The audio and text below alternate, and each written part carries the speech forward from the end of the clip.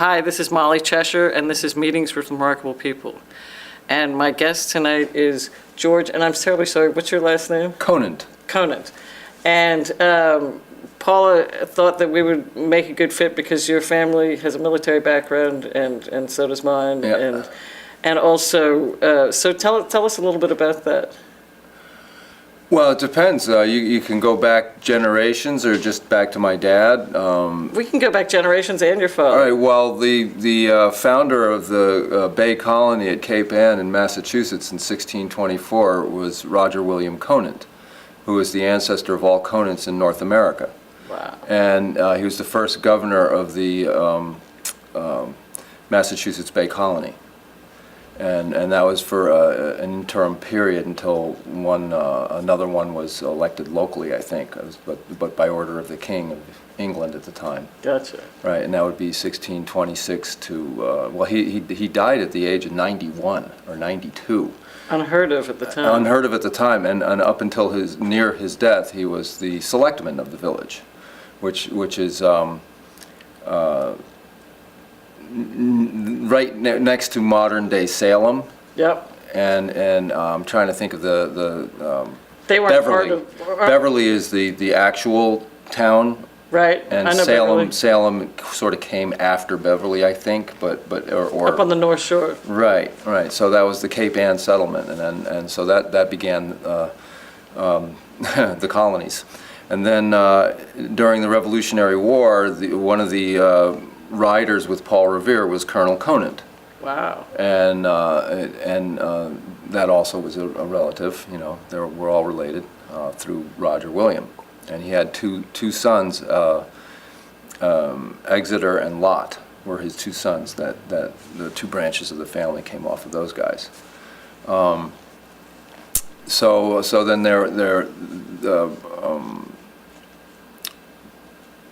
Roger Williams' brother, Richard Conant, was in with the De Soto's, Spanish. In Florida. In Florida, and that's where he met his death at the hands of the Seminole or Miccosukee.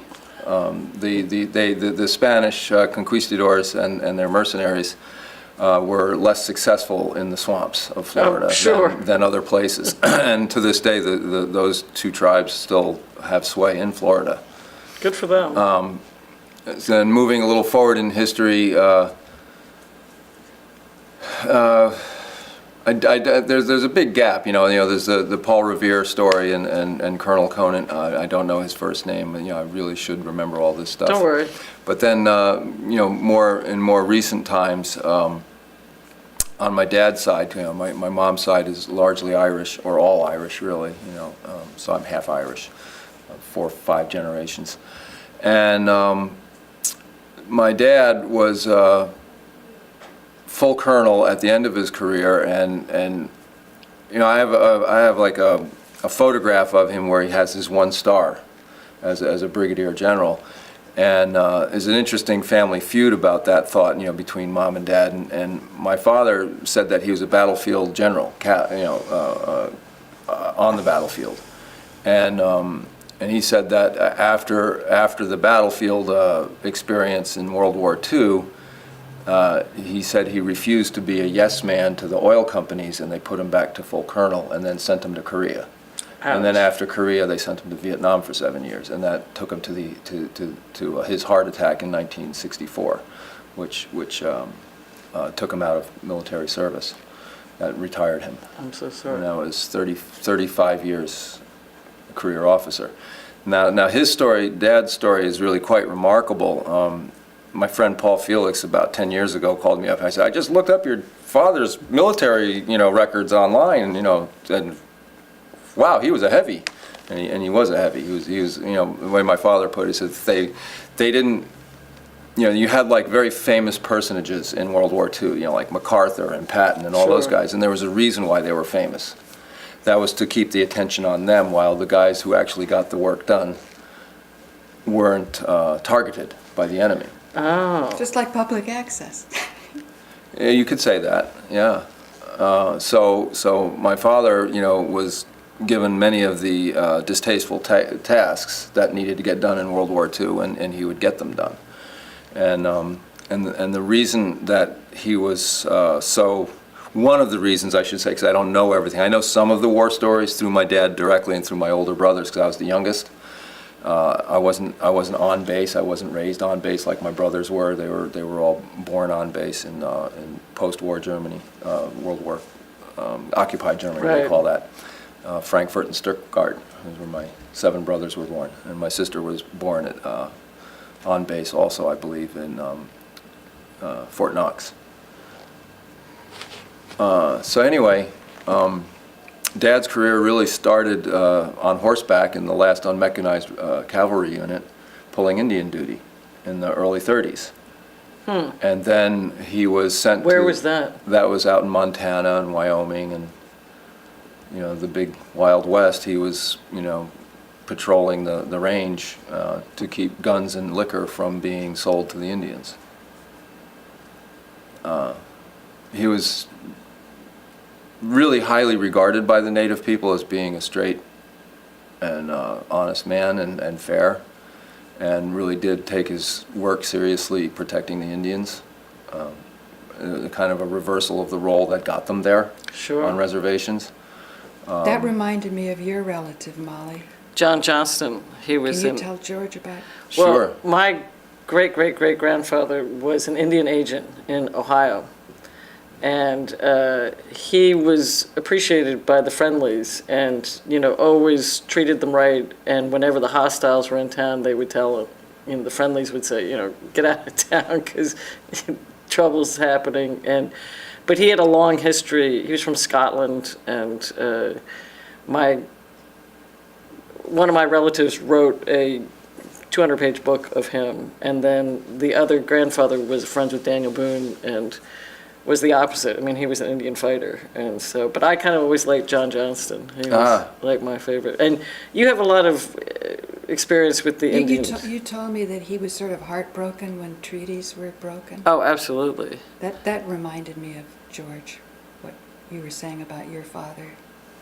Yes. Well, in one of my dad's, few exchanges with me as an adult, because I didn't really know my father very well.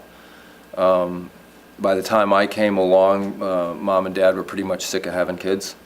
I can imagine. Yeah, so I was largely left to a lot of the time to my own devices because my brothers were so much older. My youngest older brother is 8 years my senior. Wow. Or 7.5 years my senior, and my sister is 3.5 years my senior. She's the only girl in the family. So I didn't really, know my father very much because it was such a period in their Mom and Dad's marriage that was very volatile because his drinking, because of the post-traumatic stress Sure. of 30 years of battle. I mean, he was a real battlefield commander. Took its toll because there was no program for that in his generation. Like at least today, I mean, there really isn't one today, I guess, to speak of. But there are, there is recognition that it is a real problem. There is recognition in our general population whether or not, the Veterans Administration is properly funded to take care of that kind of thing that's a whole nother topic. Well, also, it's not just seen as cowardice. No. In World War I, it was shell shock. In World War II, it was battle fatigue. And it was sort of seen like Patton when he slapped that soldier had battle fatigue, as they called it at the time. He was traumatized. Yes. And so, Patton was sort of like, you're a coward, snap out of it. And by slapping him, he kind of thought, I think he was doing him a favor. Right.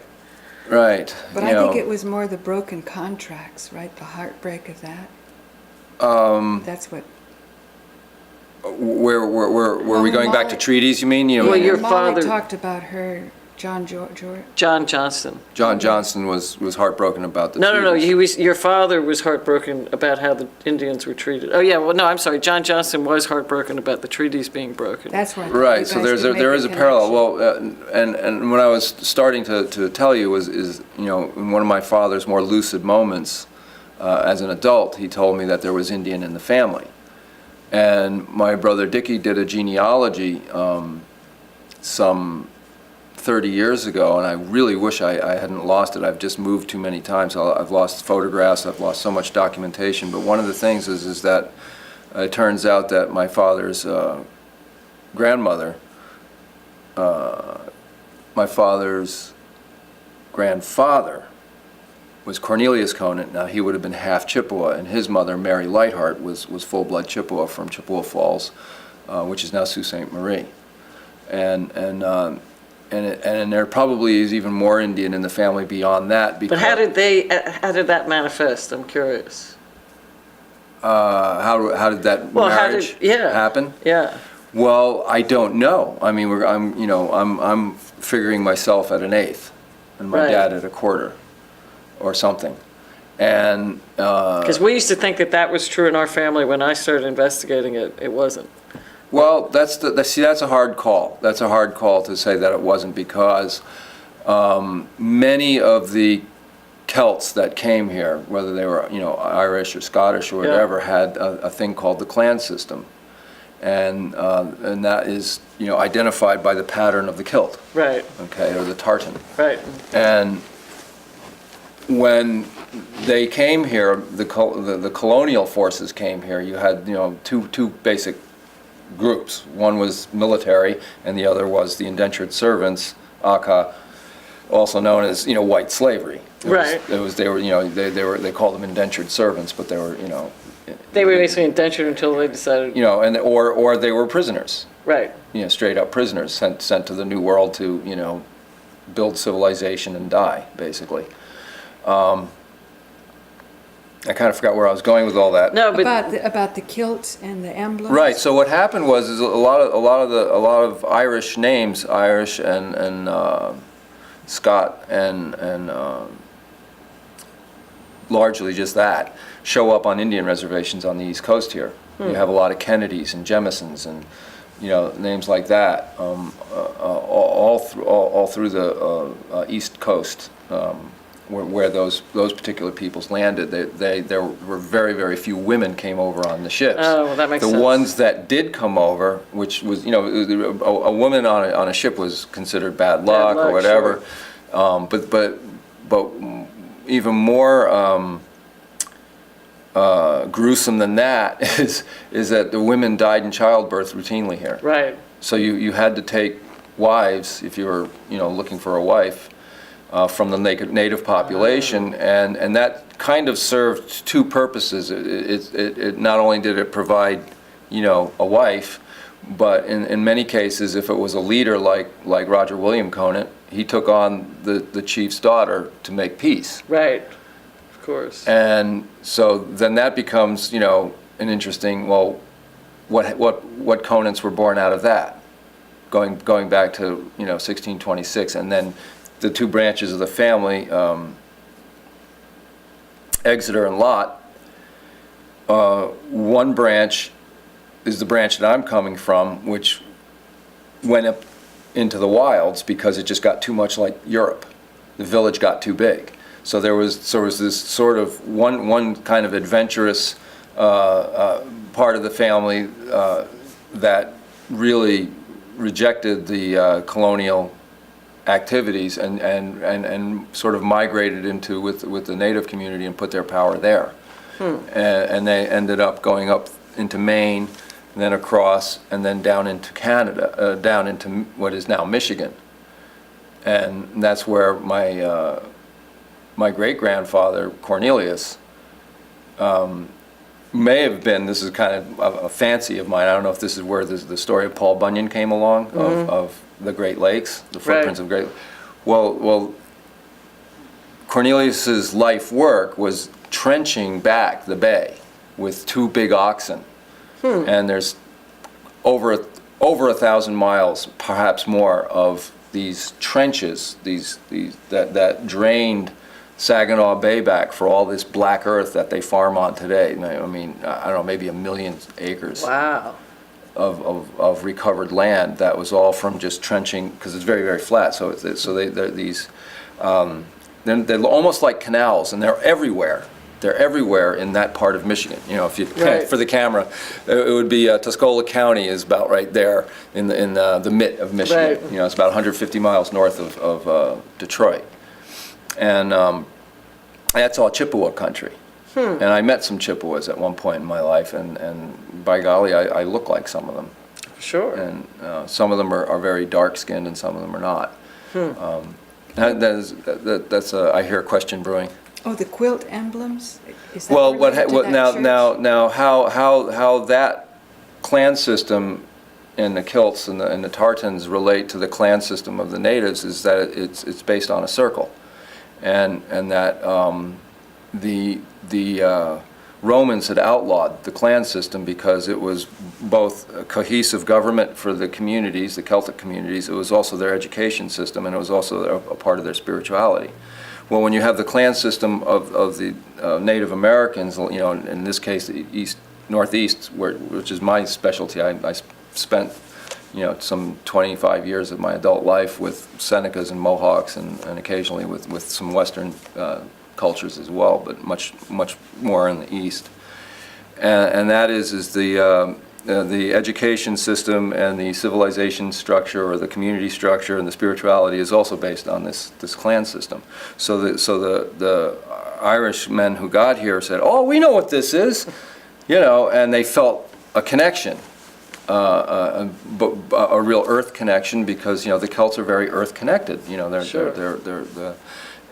so that created a real problem for the colonial military side of things, because you had all of these indentured servants finding real freedom and a voice amongst the native population. So they had, for 2 or 3 centuries of the colonial period, a curfew. If you were found out of your home at 9 o'clock at night or later, you were put in stocks like this for days or weeks, depending on the infraction.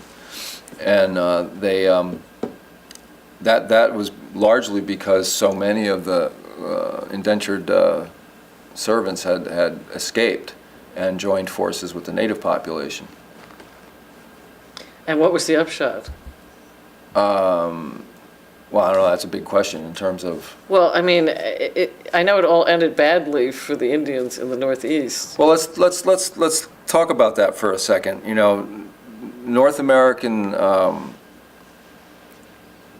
treaties, you know, with, you know, whether they be originated from the original treaties with the Queen of England or the Crown of Holland, because it's largely Right. Holland. Poltroons. Right. Between Spain, Portugal,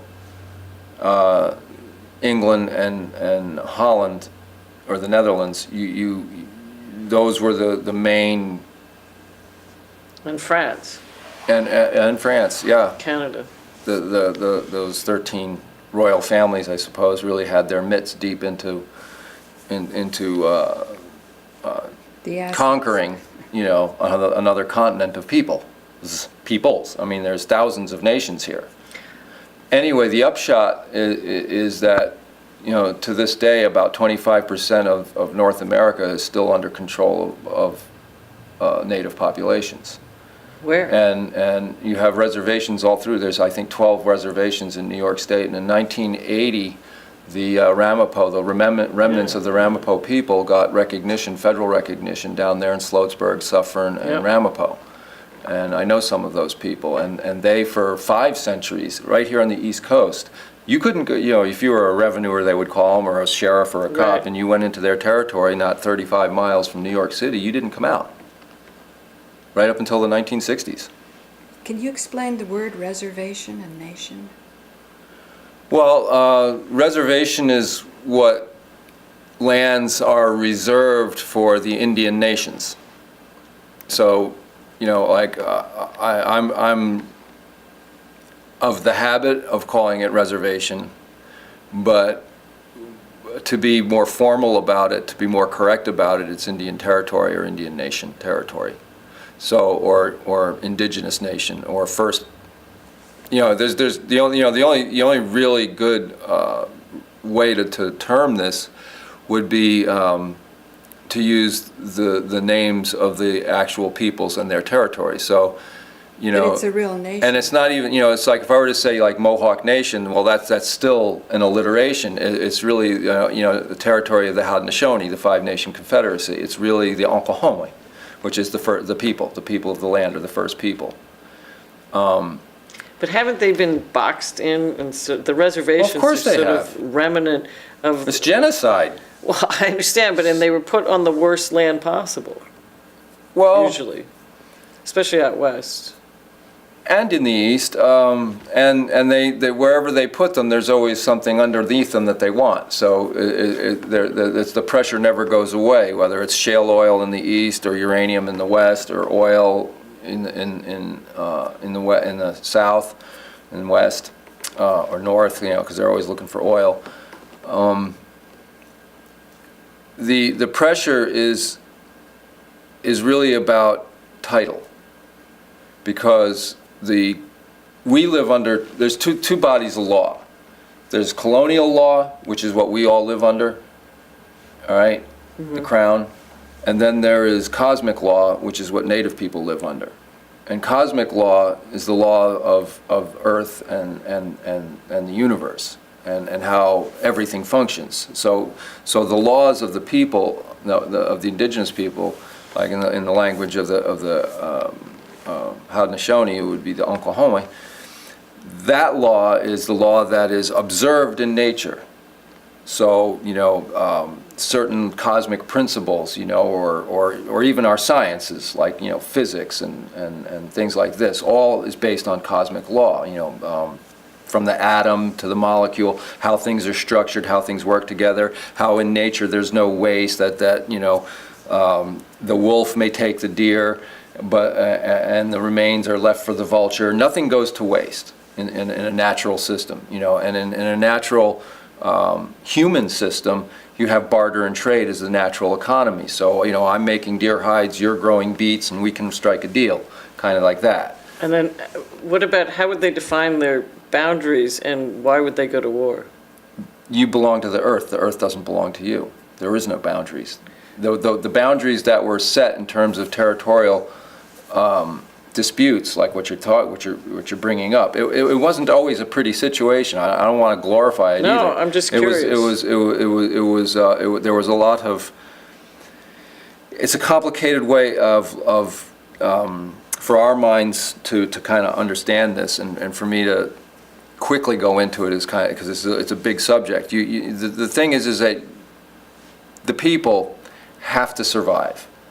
You have the pressure of feeding and clothing and housing and fueling your family, yourself, your family, your community. And in doing that, there are natural forces at work. And it's understood that those forces also regulate the population. So if you have a good abundant year and there's lots for everybody, including the animals in the forest, well, then the population will grow. And then if you have, you know, a couple of years of drought or whatever, then you're going to find yourself having to go to other places to look for where the rain's falling, this kind of thing. So You mean the temptation to steal? so you had boundaries that were defined by language largely. And there were these huge gatherings in the East and in the Midwest and in the West.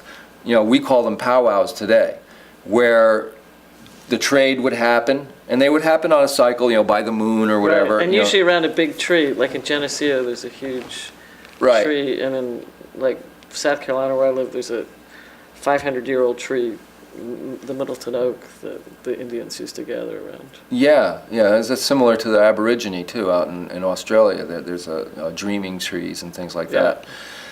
I guess what I'm more interested in is like, how would the tribes view each other, and would you go to war with people because you didn't think that they were as good as your tribe? No, gosh, no. It's completely the reverse of that. Like I was saying, now when you had these great gatherings, these powwows, that were also ceremonial, but they were also for trade, but it was also where the young men could find brides outside of their village. And you would frequently find brides from other tribes. So the business of war was really usually, prior to colonial contact, over scarcity of resources. Right. That's really the pressure point that would drive war. There were political conflicts, like, most people think of the Lakota peoples, the Sioux peoples, as a Western tribe. They're actually an Eastern tribe. They're Really? Algonquin. And they didn't take up the Great Peace of the Haudenosaunee, which was inspired by a Huron. When people think of the Five-Nation Confederacy or the Haudenosaunee, which is the Mohawk, the Seneca, the Onondaga, the Oneida, and the Cayuga peoples, and now they have the Six Nations, the Tuscarora, they're actually from another Five-Nation Confederacy called the Five Civilized Tribes of Georgia, North Carolina region, the very famous. But there's a Tuscarora in Pennsylvania. Yeah, but they're all transplanted from Georgia and South Carolina I see. during the 1830s. They were running away from that terrible march. Cherokee nations. That's part of the Cherokee Confederacy. So the Tuscarora are really part of that confederacy, but they ran for their lives. I'm sure. And were adopted by these other nations. And now in Pennsylvania is Delaware country, Right. Unami. And then Lenape. Lenni Lenape, right? Yeah. Actually, that was one of the last living chiefs. Chief. Boy, it's been a while. It's been like 30 years since he's been around. I have to think of his name. They moved out to western Pennsylvania because it just got too crowded when Penn showed up. I'm going to guess. I know it's Gray Wolf, but I think it's Sam Gray Wolf. I'm not sure. Wow, that's a shame on me.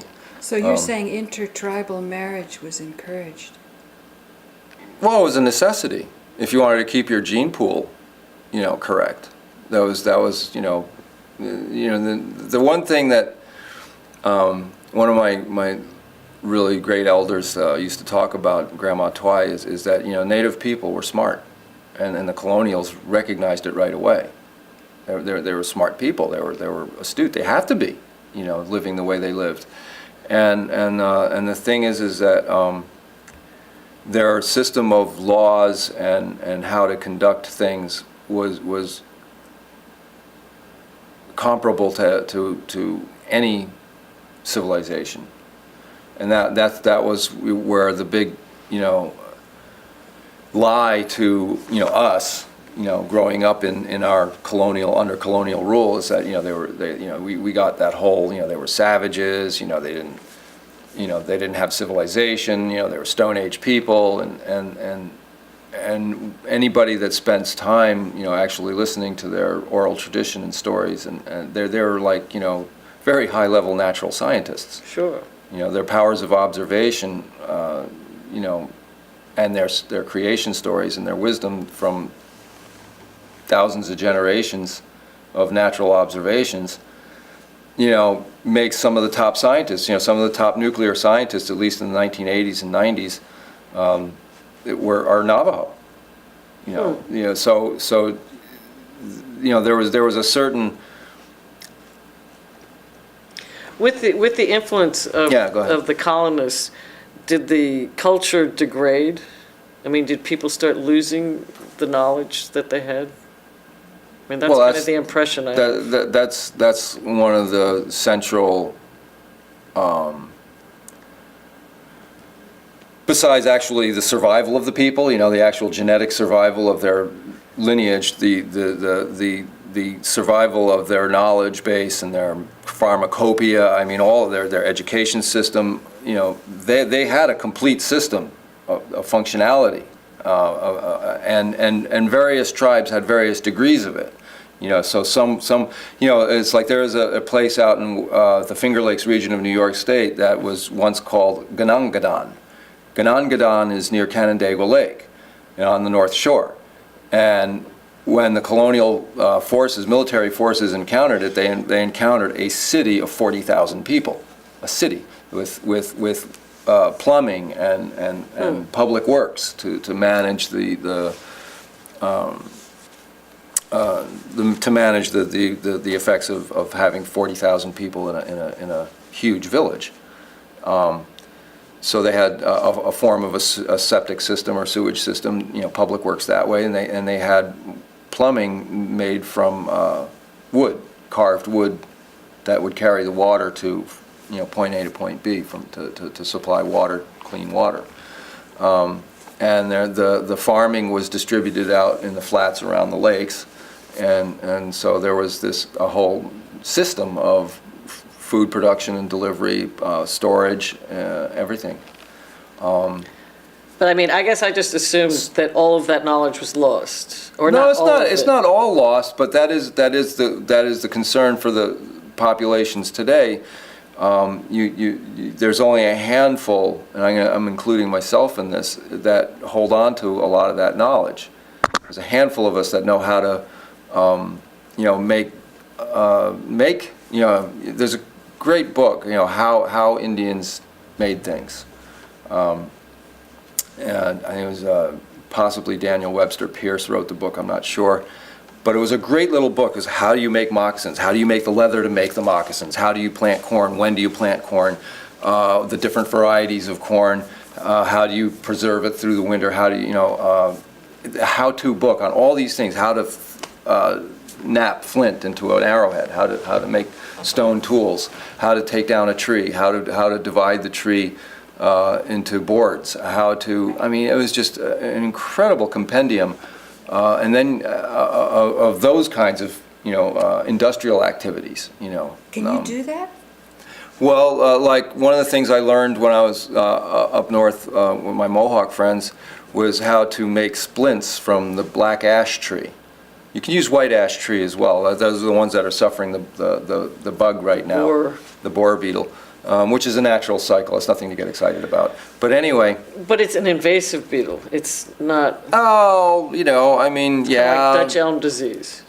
Yeah, but these things migrate around the planet because humans migrate around the planet, and things will strike a balance if you leave them alone long enough. Well, hopefully. There's the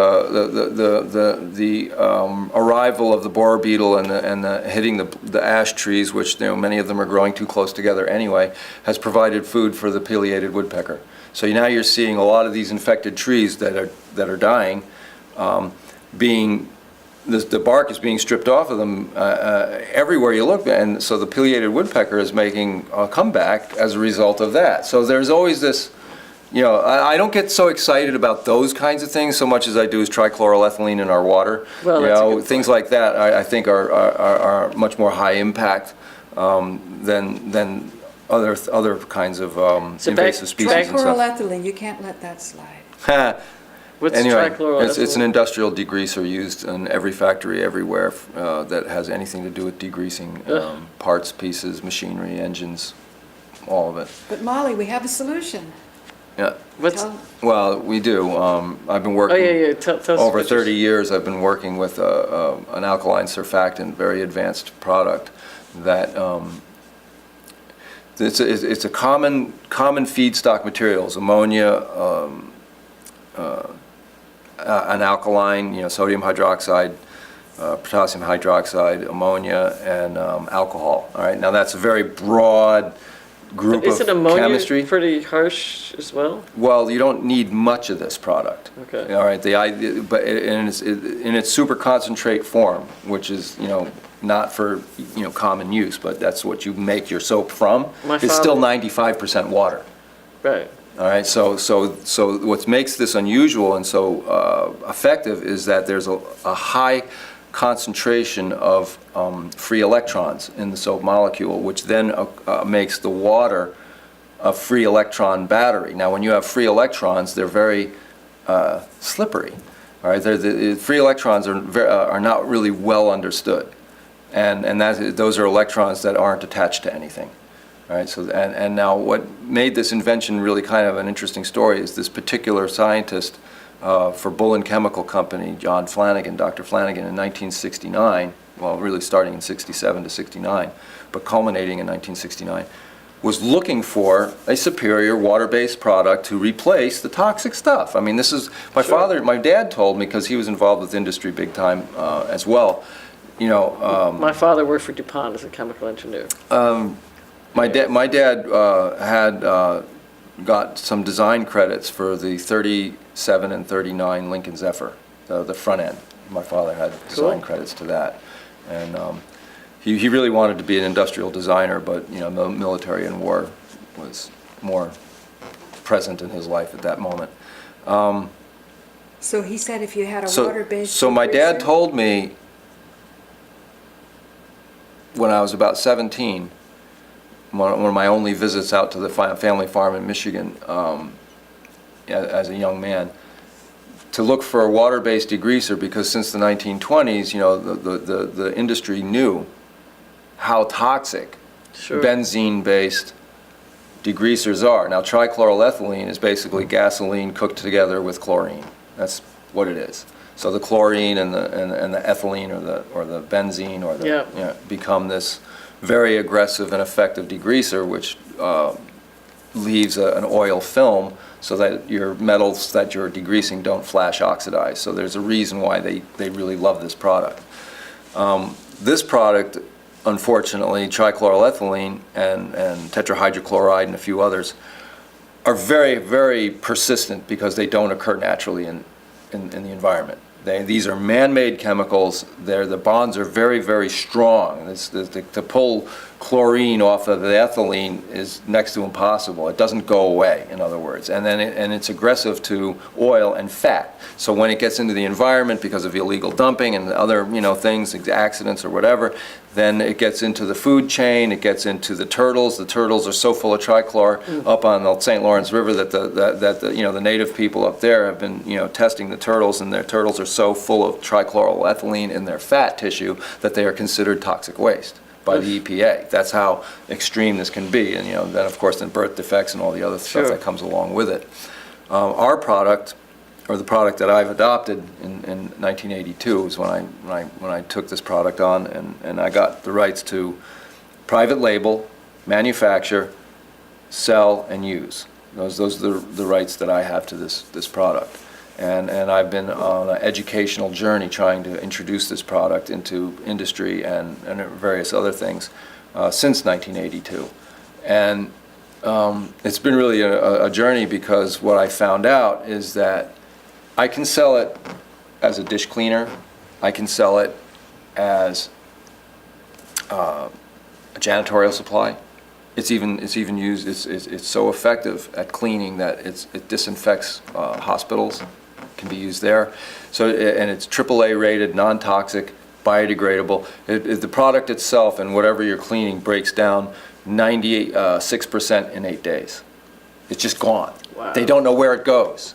Well, where it goes is it goes back to the elements, because if you take it to the elements, what the product itself is made out of is basically a couple of chlorine atoms, a couple of nitrogen atoms, carbon and oxygen, and this configuration makes this unusual property of the free electrons. And I wanted to get back to that real quick. What Dr. Flanagan was looking for was a way to combine all three electrical charges, positive, negative, neutral, into one molecule. That was his idea. Now the problem is in soap making for hundreds of years, they've known, the soap makers knew that if you have negative and positive ions in a soap, you have a good soap. If you have negative neutral, you have a good soap. If you have neutral positive, you have a good soap. But when you got all three charges into one molecule, they would burn each other out, no soap. So that was this big technical problem that industry since the 1920s was really trying to overcome, so that they could have a water-based degreaser and not an ethylene-based degreaser. He knocked over, John Flanagan knocked over a beaker at the right moment when reaching for a sandwich, kind of a situation. This is the legend that we got from the company, and the right amount spilled into one element of his research into another beaker. Somehow this happened, and it was what he was looking for. It worked. I mean, he was very close on the path, but it was some serendipitous event like that actually brought it to fruition. So now they have this new product 1969, by 1971, they had it all patented. That now they've let all the patents lapse, and they don't put any more patents up because they found out that people were knocking it off by back engineering the patents. So patents don't protect you. No. They actually, so they just had made it, now it's just a proprietary formula. And, but I did have access to the original patents, and so I drew the chemical. I actually drew it out as a molecule model, and showed it to this guy, Dr. David Summersong, who was a water purification expert. And he looked at it and he goes, "How did you know how to do that?" And I said, "Well, I pulled out the patents." "You read the patents and drew that?" And I said, "Yeah." I said, "What's your schooling?" I said, "I went to an Indian reservation for 20 years. I graduated high school.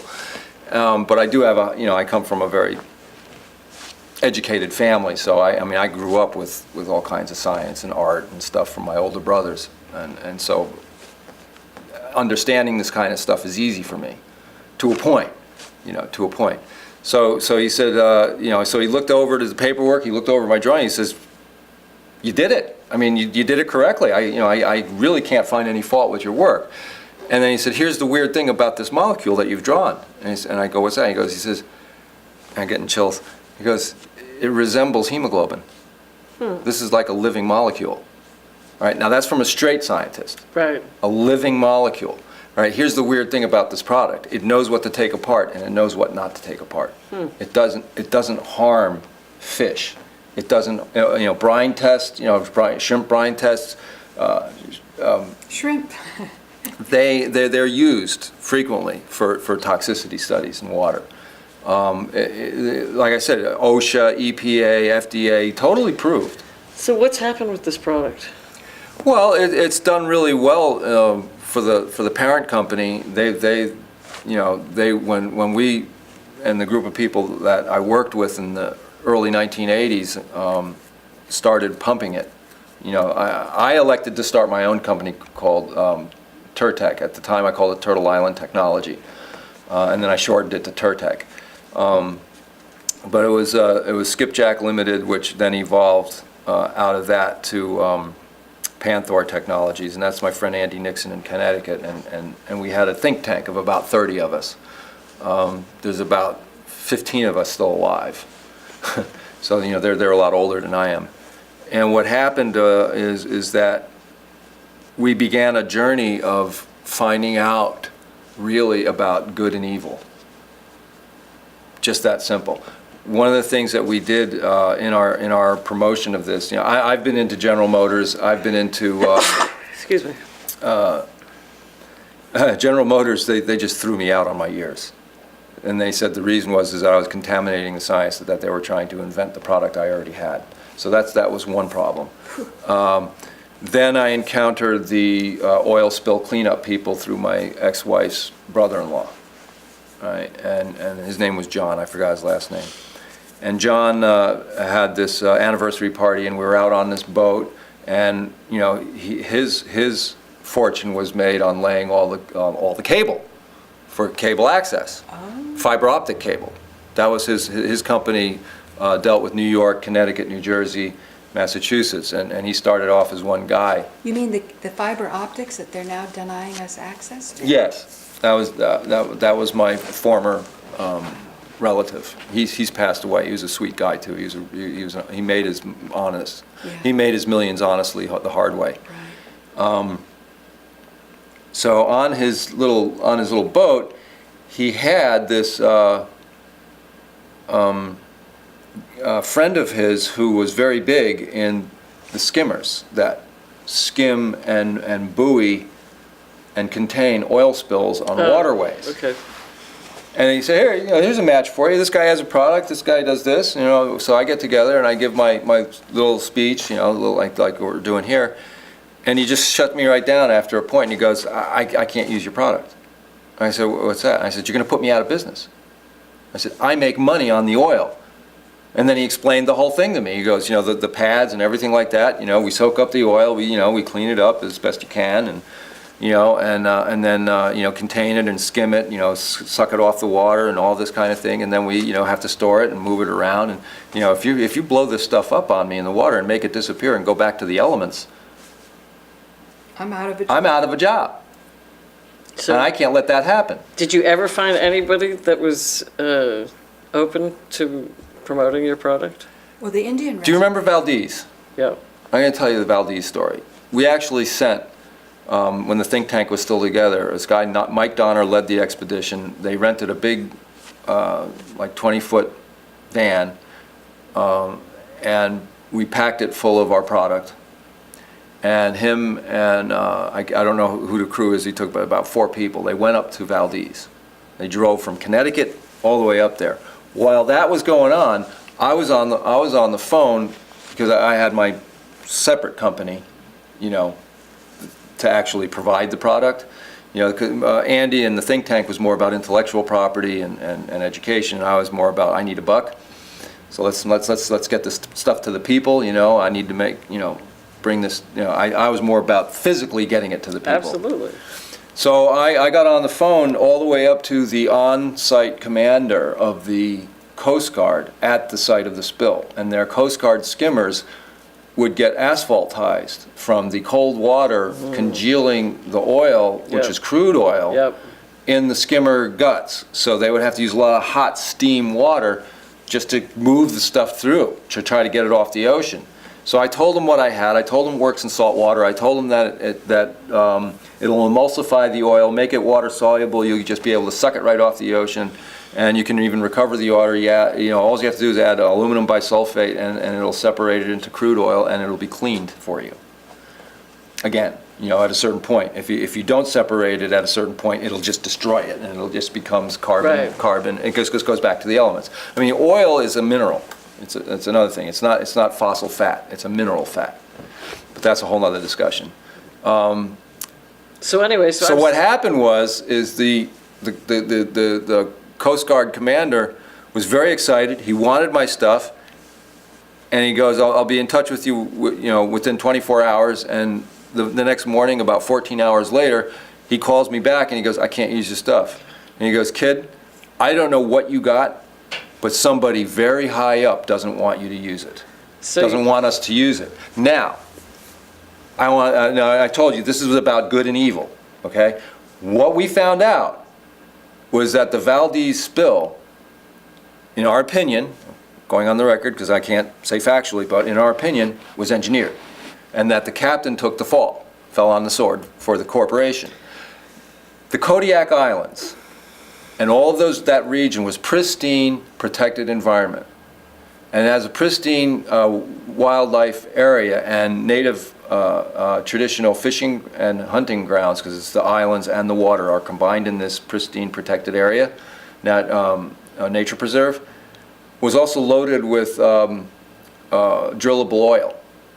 And Exxon made a fortune way beyond the fines that they never paid in drilling after it got redesignated from pristine wilderness area and protected native fishing area to one of a contaminated zone. So it was a weapon. But I'm more interested in finding out whatever happened to this product and whether. Well, I still have it. I still sell it. I still, you know. Tell her about the Indian reservation, what you did.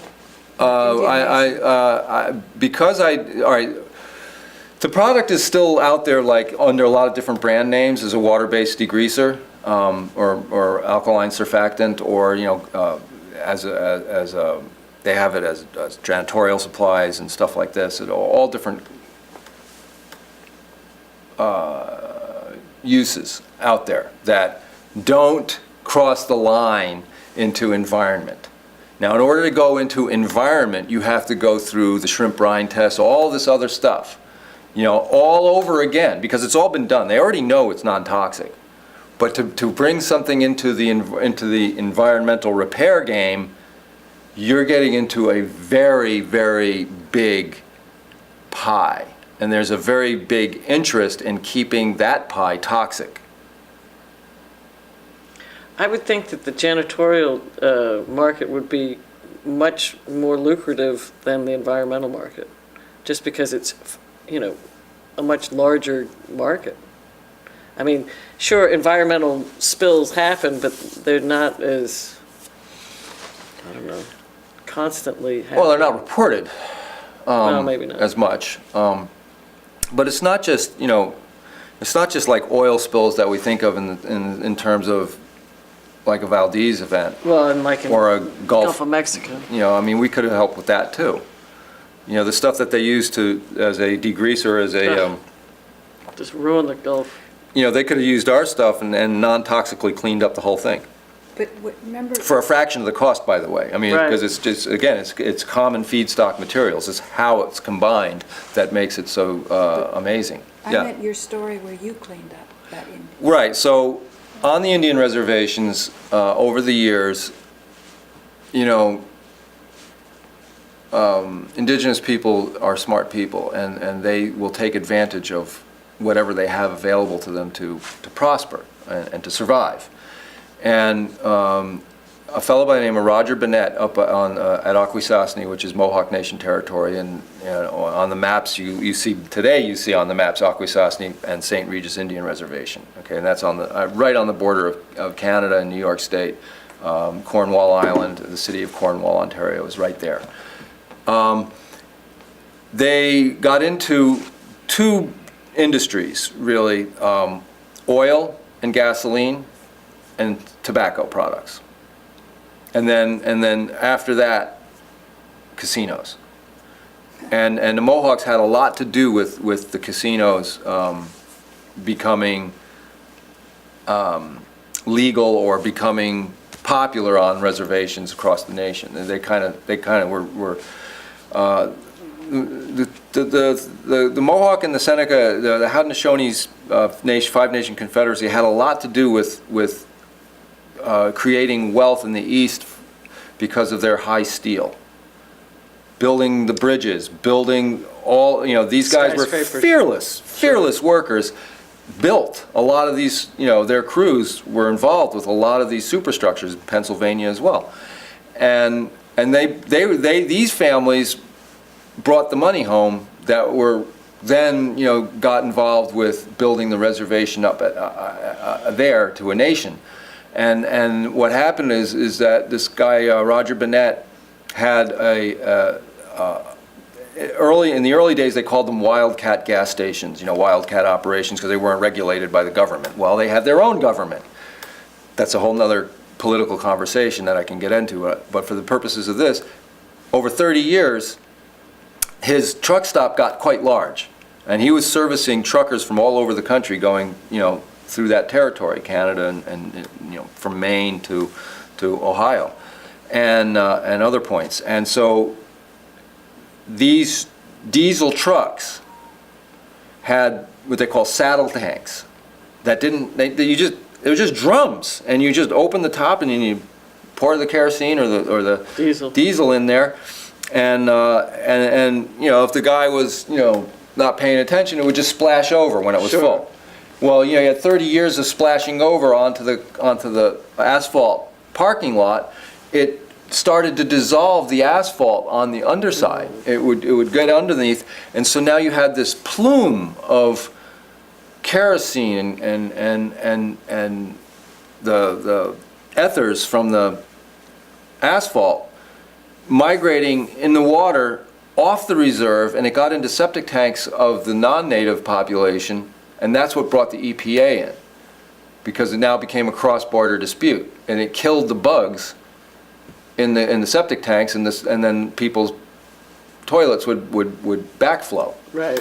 So I get a call from Ken Jock, who was the Akwesasne Environmental Department head, and he said, "Hey, that soap you're selling over at the casino, next to the casino, that says you clean up oil, any kind of oil. Can it clean up an oil spill underground?" And I said, "I don't see why not." He goes, "Go talk to Roger Bennett over there at the truck stop." So I go over, and I tell him that Ken Jock sent me, and what I had, and he goes, "Well, I need a miracle." I said, "Oh, okay, well, tell me about it." And he goes, "Well, here's the problem. I got 3 test pits out there that you can see, and these test pits are 10 feet deep, 10 feet circular. And they expose the groundwater, and you can see the black ooze gurgling up every day. It just fills up with this black ooze from under the parking lot. He goes, what they want me to do is they want me to take up 3 football fields or more of this entire parking lot, all around his buildings and everything, to 30 feet deep, and ship it all to Albany, where it can be put in storage. Remember I was telling you about how they move the poop around?